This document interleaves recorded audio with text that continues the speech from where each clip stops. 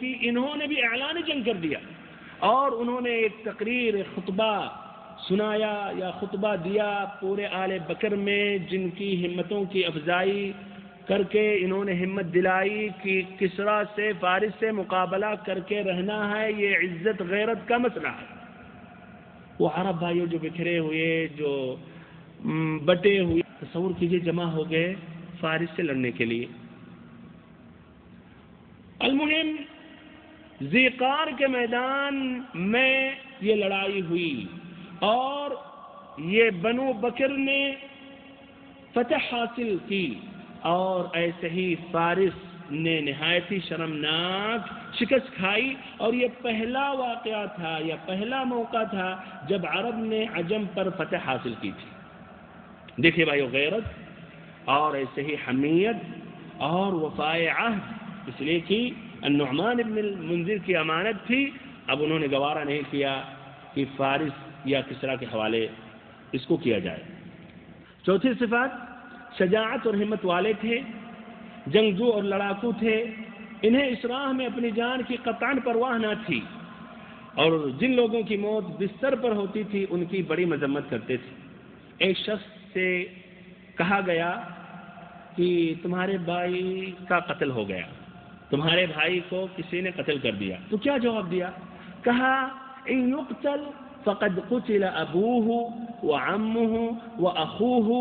انا واللہ لا نموت حتفا ولكن قطعا باطراف الرماح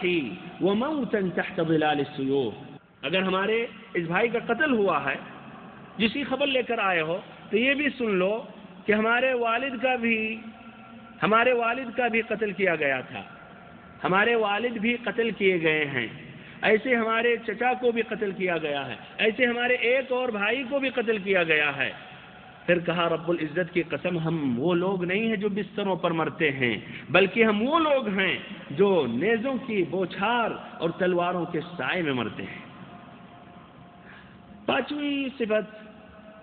یہ لوگ بھائیو غیرت مند، عزت کی حفاظت کرنے والے تھے اور ذلت پر موت کو ترجیح دینے والے تھے۔ اس میں ان کا ایک شعر سنیے جس سے ہم اتفاق نہیں کرتے ہیں، لیکن علامت ہے یا اشارہ کس قدر ان کے اندر یہ عزت تھی۔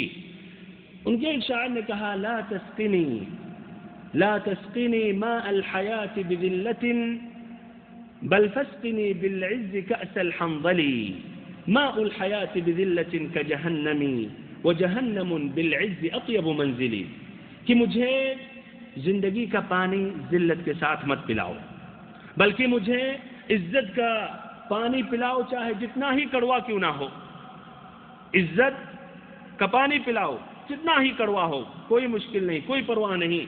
پھر کہتا ہے ماء الحیات بذلة کجہنم، کہ زندگی کا پانی جس سے ہم جئیں لیکن ذلت ہے تو یہ جہنم کی طرح ہے، اور ہمارے لیے جہنم بہترین منزل اور مقام ہے اگر عزت کے ساتھ ملے۔ بہرحال اس سے ہم قطعاً اتفاق نہیں کرتے ہیں، جہنم سے بدترین جگہ نہیں ہو سکتی اور اس سے زیادہ بڑھ کر کوئی اور خسارہ نہیں ہو سکتا۔ اللہ تعالی ہم سبھی کو جہنم سے محفوظ رکھے اور ہم سبھی کو جنت میں اعلیٰ مقام، اعلیٰ منازل عطا کرے، آمین یا رب العالمین۔